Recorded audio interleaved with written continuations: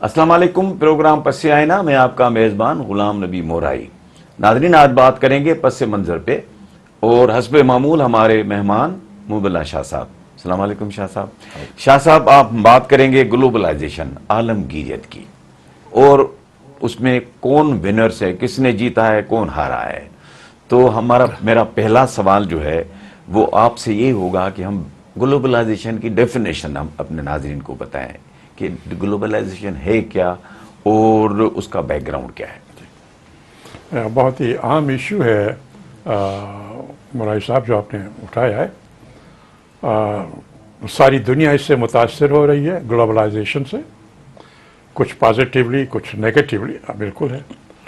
اب اس کو اگر ہم ڈیفائن کریں تو ناظرین کے لیے، تو گلوبلائزیشن سے مراد یہ ہے کہ دنیا ایک انٹیگریٹڈ اینٹیٹی یا انٹیگریٹڈ ولیج ہو گئی ہے، اور یہ گلوبلائزیشن ہے economic integration, economic globalisation, economic عالمگیریت کے گڈس اینڈ سروسز اور کیپٹل، وہ دنیا کے مختلف ممالک میں، پہلے تو بارڈرز ہوتے ہیں نا، ابھی بھی ہے، ایک ملک ہے دوسرا ملک ہے، دنیا میں کوئی یونائٹڈ نیشنز کے 250 کے قریب جو ممالک ہیں، ہر ایک کی اپنی ساورن باؤنڈری ہے۔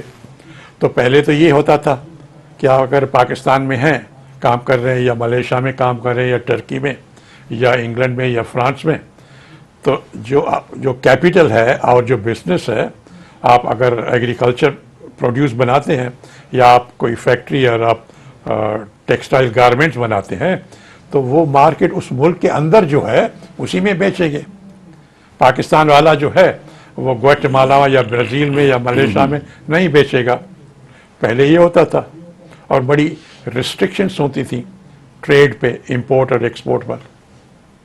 اب یہ ریسٹرکشنز ختم ہو گئیں، اور یہ عالمگیریت سے یہی مراد ہے کہ دنیا ایک بہت بڑا مارکیٹ ہو گئی، جس میں گڈس اینڈ سروسز اور کیپٹل وہ فریلی موو کرتا ہے across the countries, across the boundaries.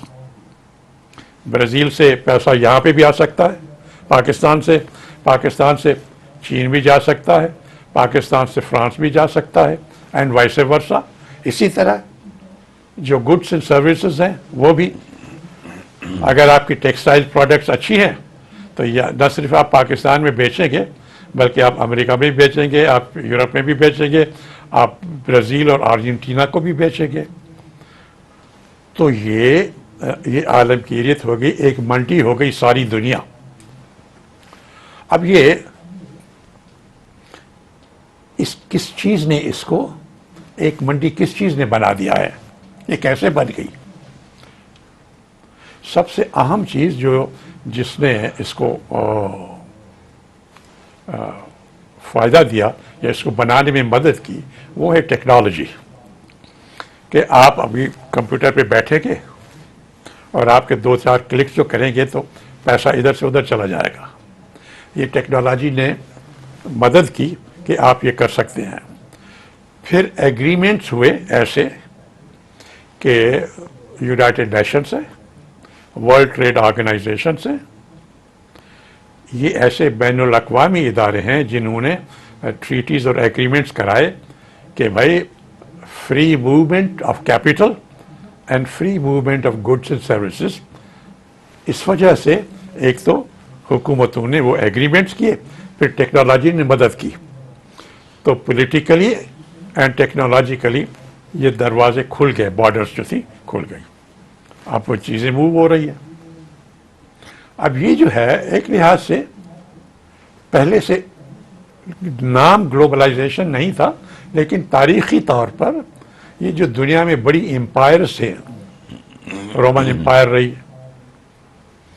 Ottoman umpire رہی، برٹش امپائر رہی، تو یہ جو امپائرز تھیں کئی ملکوں کے اوپر ان کا کنٹرول تھا۔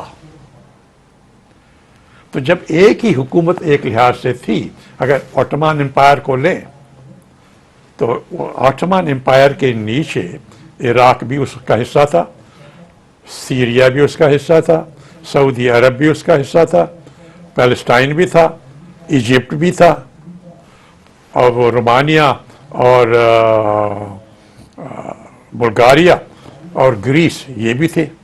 और इनके दरमियान सामान आना जाना लोगों का, वो एक अथॉरिटी थी जिसके अंदर फ्री मूवमेंट होती थी। तो जो मतलब ये कि जो पुराने ज़माने की एम्पायर्स थी उसमें भी इस किस्म की free movement of goods and services होती थी। नाम उसका ग्लोबलाइजेशन अभी पिछली सदी में पड़ा। तो ये हिस्टोरिकली जो आप कह रहे थे ना कि ये तारीखी तौर पर जहाँ एक हुकूमत रही है कई मुल्कों के ऊपर, तो वो एक ही निज़ाम movement of goods and services, वो ग्लोबलाइजेशन एक लिहाज से वहाँ चलती रही है सदियों से। नाम उसका दूसरा होता था। अब पिछली सदी में इसका नाम ये ग्लोबलाइजेशन पड़ गया, ख़ास तौर पर जब ये कोल्ड वार जो थी अमेरिका और सोवियत यूनियन के दरमियान, जब ये ख़त्म हो गई 1991 में, जब सोवियत यूनियन ख़त्म हो गया तो अमेरिका एक अकेला सुपर पावर हो गया और उसने अपना निज़ाम जो था ये ग्लोबलाइजेशन का, अपना निज़ाम मुसल्लत किया दुनिया पे। अब उसका कोई मुकाबला करने वाला नहीं था। मुसल्लत कैसे किया? बैनुल अक़वामी इदारों के थ्रू, लड़ाई या फौज के जो पुराने ज़माने में होता था कि जाकर आप लड़ाई करके मुल्कों को फतह करें, वो नहीं। यूनाइटेड नेशंस के थ्रू, IMF के थ्रू, वर्ल्ड बैंक के थ्रू, वर्ल्ड ट्रेड ऑर्गेनाइजेशन है उनके थ्रू, और बायलैटरल एग्रीमेंट्स के थ्रू। इस तरीके से उन्होंने वो ग्लोबलाइजेशन का एक नक्शा जो था वो दुनिया पे बिठा दिया कि अब आप ये कर सकते हैं। बाउंड्रीज जो है वो आपको नहीं रोकेंगी सामान को शिफ्ट करने में या पैसे को मूवमेंट में। अब लोगों का ये ख्याल है कि उन्होंने अपने फ़ायदे के लिए ये निज़ाम तजवीज़ किया, हमारे लिए तो नहीं किया, किसी और के लिए नहीं किया। जाहिर है उन्होंने जब कंट्रोल सुपर पावर एक हो गया दुनिया में तो उसने कहा अब माशी निज़ाम मैं ऐसा लगाऊं जिससे हमें फ़ायदा हो। तो ये ग्लोबलाइजेशन मॉडर्न शक्ल में 1991 में जब ये न्यू वर्ल्ड ऑर्डर हुआ तो उसके बाद ये पैदा हुआ। अब इसकी क्या किस किस शक्ल में आया? इसकी दो तीन चीज़ें थी। सबसे पहले तो इसकी शक्ल I economic integration, goods and services और पैसा, कैपिटल। मुल्क के दुनिया के एक कोने से दूसरे कोने तक, सामान भी दुनिया के एक कोने से दूसरे कोने तक चला गया। अब बाकी लोग ये कहते थे कि चूंकि पैसा सारा अमेरिका के पास था, मैन्युफैक्चरिंग पावर, इंडस्ट्रियल पावर उस ज़माने में सेकेंड वर्ल्ड वार के बाद सबसे ज़्यादा अमेरिका के पास था। तो जब ग्लोबलाइजेशन हो गई तो सबसे फ़ायदा बड़ा उनको हुआ कि भाई हमारी जो चीज़ें अब बग़ैर रुकावट के अमेरिका से चलेगी जापान तक, ब्राज़ील तक, एशिया के कोने में, अफ्रीका के कोने कोने में, और कैपिटल भी हम इन्वेस्टमेंट करते जाएंगे। तो एक तो ग्लोबलाइजेशन की शक्ल हुई इकोनॉमिक में, दूसरी हुई कल्चरल। मीडिया, फिल्में, खाना, हॉलीवुड की फिल्में, मैकडॉनल्ड का खाना, KFC का खाना, KFC का, बर्गर का खाना, पिज्जा खाना, ये जो थी ये दुनिया में फैल गई, हर जगह फ्रेंचाइज आ गया। तो इकोनॉमिक इंटीग्रेशन हुई, कल्चरल इंटीग्रेशन हो गई। अब वो हॉलीवुड की जो फिल्में आई उनका जो चलना वलना यहाँ पे आ गया। तो उसकी कई शक्लें हुई मॉडर्न ज़माने में। नाज़रीन एक वक्फा मिलते हैं, वक्फे के बाद।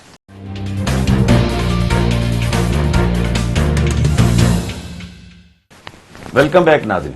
शाह साहब अब इसके असरात क्या हुए ग्लोबलाइजेशन के? आई मीन विनर्स और लूजर्स कौन है? जी, اب شروع میں تو جس طرح ہم ابھی بات کر رہے تھے نا کہ شروع میں تو ونرز وہی تھے جنہوں نے یہ نظام بنایا یا مسلط کیا، تاکہ وہ انہوں نے ظاہر ہے اپنے فائدے کے لیے کیا کہ ہماری چیزیں جو ہیں ساری دنیا میں لوگ خریدیں اور ہمارا پیسہ جو ہے ہم کہیں بھی فیکٹری لگائے، کہیں بھی انڈسٹری لگائے، ہمیں کوئی رکاوٹیں نہ ہوں. لبرلائز ہو گئی اکانومی، کنٹرولز ریگولیشنز ختم ہو گئے یا کم ہو گئے.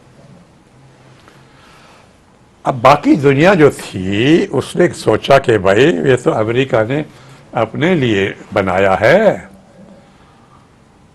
تو یہ ون وے ٹریفک کیسے چلے گی؟ ہم تو نقصان میں رہیں گے، ہم تو صرف کنزیومرز رہیں گے، چیزیں تو امریکہ کی بکیں گی، فائدہ ان کو ہوگا، منافع ان کو ہوگا، فیکٹری وہ بنائیں گے، ہم تو مزدوری کریں گے. تو یورپ بھی اس کے خلاف تھا، ایشیا بھی خلاف تھا اور افریقہ بھی خلاف تھا.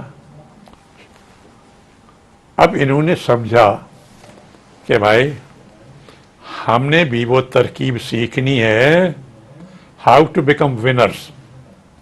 ہم لوزرز نہیں رہیں گے، نہیں رہنا چاہتے کہ صرف امریکہ ہی ونر ہو. اس نے نظام بنایا ہے کہ وہی اپنی چیزیں بیچے گا، بنائے گا، ہم خریدیں گے، منافع ادھر چلا جائے گا، فیکٹریاں وہ بنائیں گے، ہم صرف مزدوری کریں. ایسا نہیں.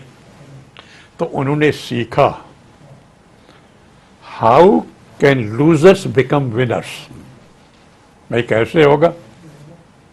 تو انہوں نے جب سیکھا یہ کام تو سب سے پہلے انہوں نے سیکھا کہ اگر آپ ونر ہونا چاہتے ہیں گلوبلائزیشن میں تو 2-3 چیزیں آپ کو کرنی ہے. سب سے زیادہ اگر آپ پروڈکشن کرتے ہیں، انڈسٹریز لگاتے ہیں، فیکٹری لگاتے ہیں، تو آپ کے پاس ایجوکیٹڈ اور اسکلڈ لیبر فورس ہونی چاہیے. اگر آپ کے پاس نہیں ہے تو آپ تو پروڈکشن میں نہیں آئے کہ آپ صرف کنزمپشن میں رہیں گے، استعمال کریں گے، آپ کما نہیں پائیں گے، آپ خرچ کریں گے، کمانے والے وہاں ہوں گے.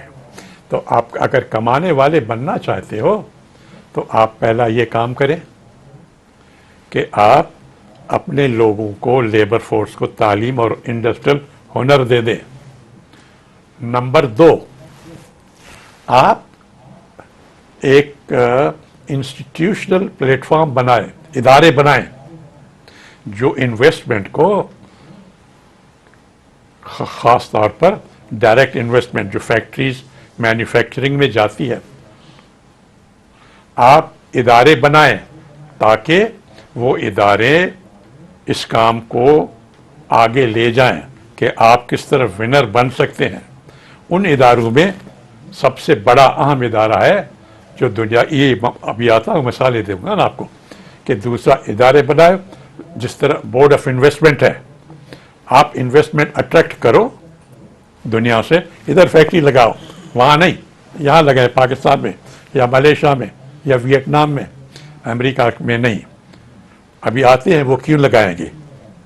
تیسری بات، آپ اپنے قواعد کو تھوڑا لبرلائز کرو. ہر چیز پہ ادھر سے ادھر جانے میں ٹھپا سرکار کا لگے، سرکاری دفتروں میں سلام کرنا پڑے، ایک ایک قدم پہ آپ رکاوٹ ڈالتے ہو. یہ نہ کریں، لبرلائز کریں، ڈی ریگولیٹ کریں اپنے قواعد کو اور اکانومی کو. انویسٹمنٹ کا plate form like board of investment ایسا بنائیں اور اپنے لوگوں کو تعلیم اور ہنر سکھائیں تاکہ پروڈکشن وہاں ہو پائے. یہ 3 چیزیں اگر آپ کے پاس ہیں تو آپ ونرز بنیں گے. اگر 3 چیزیں آپ کے پاس نہیں ہیں تو آپ لوزر رہیں گے. اب یہ کئی یورپ نے بھی سیکھ لیا، ایشیا نے بھی سیکھ لیا. اب ایشیا میں وہ جو پہلے ون وے ٹریفک تھی کہ امریکہ بنائے گا، پروڈکشن وہاں ہوگی، وہ بیچے گا، ہم خریدیں گے. अब वन वे ट्रैफिक हो गई टू वे ट्रैफिक। अब जापान भी बनाता है, चीन भी बनाएगा, वियतनाम भी बनाएगा, इंडिया भी बनाएगा, थाईलैंड भी बनाएगा, मलेशिया भी बनाएगा, इंडोनेशिया भी बनाएगा और बनाता है, और वो बेचता है अब अमेरिका को। अब ये कैसे हो गया? ये सारी चीज़ें, मोटर कारें वहाँ बनती थी, टेक्नोलॉजी, टीवी वहाँ बनते थे, फ़ोन वहाँ बनते थे, ये कैसे हो गया? टेक्नोलॉजी ट्रांसफ़र कैसे हो गई? दो बातें। जिस तरह पहले हमने कहा ना कि आपके पास एजुकेटेड और स्किल्ड वर्क फोर्स हो, आपके पास इन्वेस्टमेंट के लिए प्लेटफॉर्म, बोर्ड ऑफ इन्वेस्टमेंट वगैरह हो, और आपने लिबरलाइज किया हो। हमारे मुल्कों में, एशिया में, चूँकि लेबर कास्ट कम है अमेरिका के मुकाबले में, 1/10 या 1/20 या 1/15 हिस्सा है, लेकिन अगर आप काबिलियत, तालीम और हुनर वही लेवल दे देंगे जो अमेरिका में वर्कर को है, तो इंडस्ट्री और कैपिटल आपके पास आएगी। क्यों? कि तालीम की लेवल तो एक जैसी है, लेकिन खर्चा कम है, क्योंकि आपकी जो है, अगर $5 देते हो एक घंटे में, तो वहाँ आपको उसी काम के लिए $50 देने पड़ेंगे। तो यहाँ बनाना सस्ता, सस्ता बनाने से भी वापस ले जाओ और वहाँ बेचो, तो आपका मुनाफा बढ़ेगा। दुनिया ने जो इंडस्ट्रीज थी, जो कंपनियां थी, उन्होंने कहा कि अब जो है एशिया में ये जो ममालिक है, इनके पास लेबर फोर्स पढ़ा लिखा आ गया, इंडस्ट्रियल स्किल्स भी है, उन्होंने इन्वेस्टमेंट के बोर्ड वगैरह बना लिए, इकोनॉमी को डीरेगुलेट किया। अब हम वहाँ जाते हैं। अब उसका नतीजा क्या हुआ? नतीजा ये हुआ, अब ये अमेरिका को बुरा लग रहा है बड़ा। और आजकल एक अमेरिका और चीन का जो टस्सल है ना, उसमें ये बात भी बुनियादी है। पहले जापान के साथ था,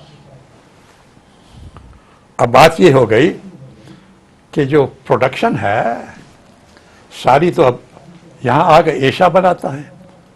अब अमेरिका कंज्यूम करता है, खर्चा वो करता है, बनाने वाले इधर आ गए। पहले वो थे, हम खर्चा थे, हम लूजर थे।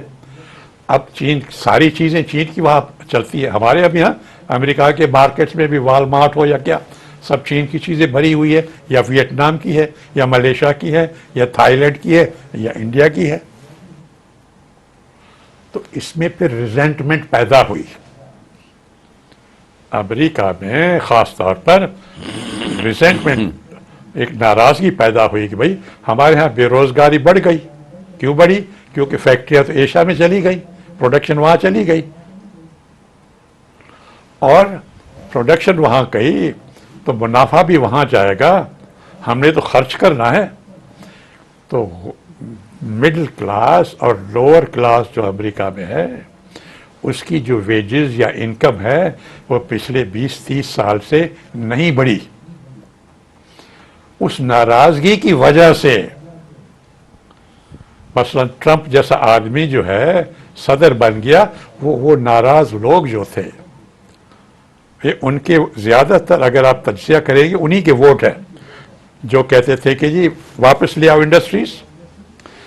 इसी तरह बरतानिया का जो ब्रेक्सिट है, वो भी इसलिए जी यूरोप से निकलो और हमें इमिग्रेशन हमें पास ना आए, हमारे पास इमिग्रेंट्स ना आए, क्योंकि हमारा रोज़गार जो ये छीन जेते। तो दुनिया में एक प्रोटेक्शनिज्म वहाँ आ गया। विनर्स जो थे शिफ्ट हो गए, पहले अमेरिका और इंग्लैंड या यूरोप था, अब विनर्स जो हैं वो एशिया में ये ममालिक आ गए। तो विनर्स शिफ्ट हो गए और लूजर्स भी शिफ्ट हो गए। तो ये नक्शा जो है इस तरह तब्दील होता रहा है ग्लोबलाइजेशन का। नाज़रीन, मिलते हैं वक्फे के बाद।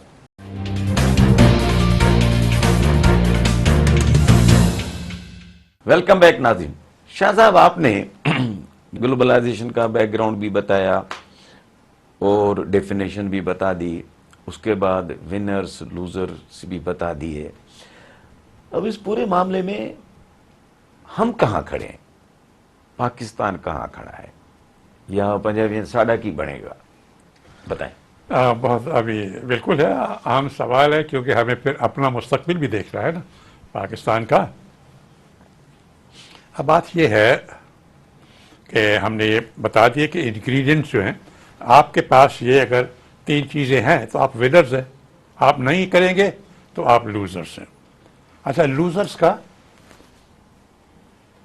کی نشانیاں کیا ہیں؟ لوزرز کی سب سے بڑی نشانیاں یہ ہے کہ وہ ڈیفیسٹ میں وہ ملک جاتا ہے، سرپلس نہیں ہوتی. وہ خرچے کرنے والے ہیں نا، پیداوار تو کرتے نہیں، انکم تو آتی نہیں، خرچے کرنے والے ہیں.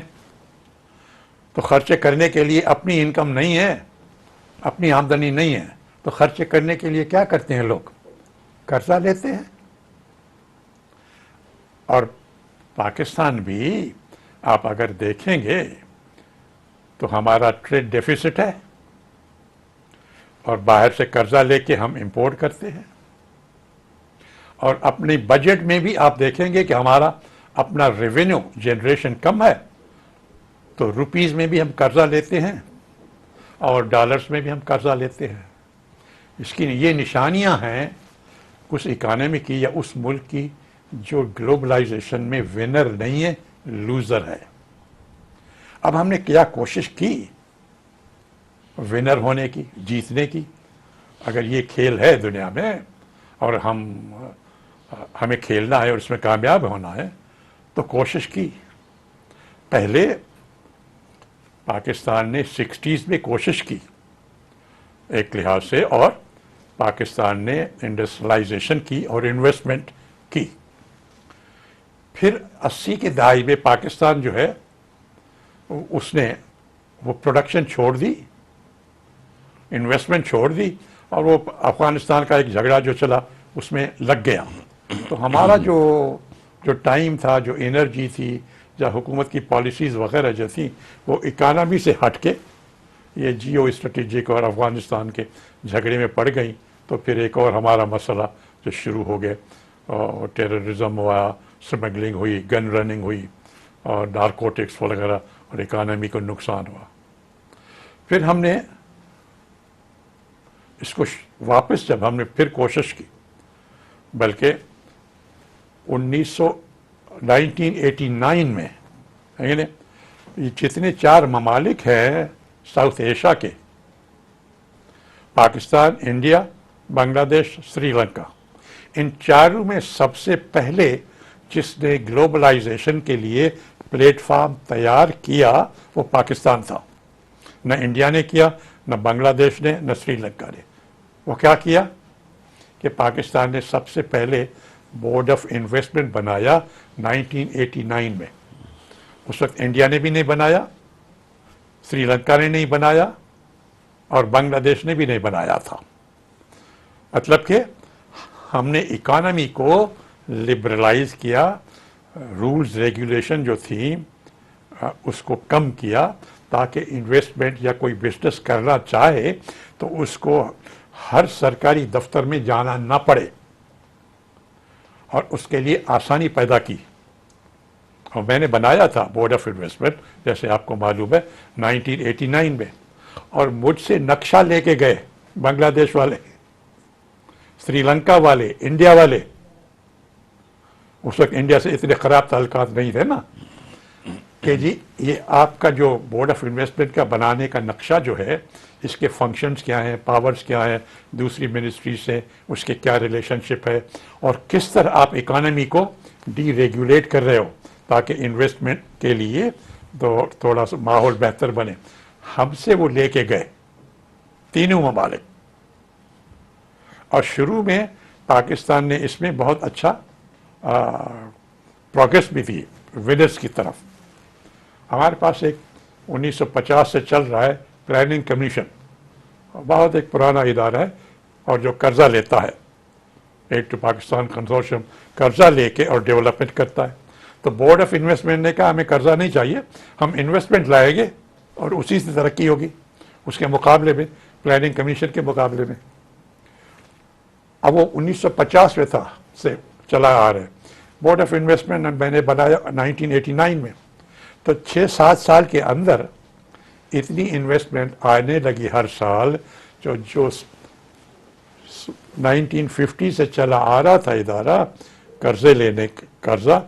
कर्जे से ज़्यादा इन्वेस्टमेंट पाकिस्तान में आने लगी, ये बोर्ड ऑफ इन्वेस्टमेंट की वजह से। और जो हमने लिबरलाइज किया कि जी आप इन्वेस्टमेंट कीजिए, और आपको कई से वन विंडो ऑपरेशन हमने शुरू की और कई रुकावटों को ख़त्म किया। लेकिन उसके लिए तवज्जो चाहिए, इसको प्रोग्रेस को कंटिन्यू कराने के लिए आपको तवज्जो देनी चाहिए, आपको कंटिन्यू करना चाहिए उस पॉलिसीज़ को। हमारे यहाँ पॉलिसीज़ की कंटिन्यूटी तो होती नहीं है। एक हुकूमत आई, उसने इदारे बनाए, कुछ चला, दूसरी आई, उसने कहा जी ख़त्म करो पहले काम, जो कुछ इन्होंने किया है ख़त्म करो। तो ये जो है ना मारधाड़ हमारे सियासत का, अब ये पहले भी जिक्र कर रहे थे ना कि जो पाकिस्तान का फ़ायदा क्या है, अवाम का फ़ायदा क्या है, वो उसकी कोई अहमियत नहीं है। फ़लाँ साहब पार्टी को, फ़लाँ साहब के लीडर को या उसके जो ग्रुप है उसको क्या फ़ायदा कैसे होगा। तो बोर्ड ऑफ इन्वेस्टमेंट की जो पॉलिसी, इदारा तो अभी भी है लेकिन मुर्दा हाल है, कोई काम नहीं होता। बात ये है कि पाकिस्तान ने अब इस वजह से, अगर आप पाकिस्तान के कर्ज़े लेने की तारीख़ देखें ना, तो 1947 से लेके आज तक पाकिस्तान ने, बस IMF से, बाकी को छोड़ते हैं, पाकिस्तान ने IMF से करीबन 58 बिलियन डॉलर कर्जा लिया है 74 साल की जो हमारी मुल्क की आज़ादी रही है। इस 58 अरब डॉलर का जो कर्जा लिया है हमने, ये 1947 से लेके 1977 तक, ये जो 30 साल गुजरे, इसमें कुल कर्जा पाकिस्तान ने जो लिया वो 1 अरब डॉलर से भी कम। ठीक है, 1977 से लेके आज तक 57 डॉलर, 57 अरब डॉलर, 57 अरब डॉलर। आप इससे मालूम कर सकते हैं, मुझे कहने की ज़रूरत नहीं है, किसी और को कहने की ज़रूरत नहीं है कि विनर और लूज़र में फ़र्क क्या है। आप अगर इन्वेस्टमेंट को प्रमोट नहीं करेंगे, प्रोडक्शन को प्रमोट नहीं करेंगे, आप एजुकेशन और स्किल्स डेवलपमेंट को प्रमोट नहीं करेंगे, तो आपको कर्जा लेने पड़ेगा। हत्ता कि तनख्वाहें देने के लिए भी आप कर्जा को लेना पड़ेगा। स्कूल की एक छोटी बिल्डिंग बनाते हैं तो पाकिस्तान कर्जे पे बनाता है, एक क्लिनिक बनाना है तो कर्जा लेना पड़ता है। आप इंपोर्ट करते हो तेल, खाना, मोटर कारें, कर्जा लेना पड़ता है। आप अपनी जब वो प्रोडक्शन इकोनॉमी नहीं करेंगे, आप विनर नहीं बनेंगे, लूजर बनते आप जाएंगे। लूजर बनते जाएंगे। तो आप कर्जे के अंदर आपका इतना हावी होगा कि आपकी अपनी सॉवरेंटी जो है आपको उसको कुर्बान करना पड़ेगा, उस पर कंप्रोमाइज़ करना पड़ेगा, आपको दूसरों की सुननी पड़ेगी। छोटे छोटे ममालिक जो हैं वो भी हावी हो जाते हैं। तो बात यह है कि विनर और लूज़र, हमें मालूम है कि विनर होने का नुस्खा क्या है। कभी पाकिस्तान उस पर विनर था, अब कई सालों से उसने वो छोड़ दिया, अब लूज़र के खाते में है। कोशिश करें how to become the winner of globalisation. नाज़रीन, प्रोग्राम इख्तिताम पजीर हुआ। खुदा हाफिज।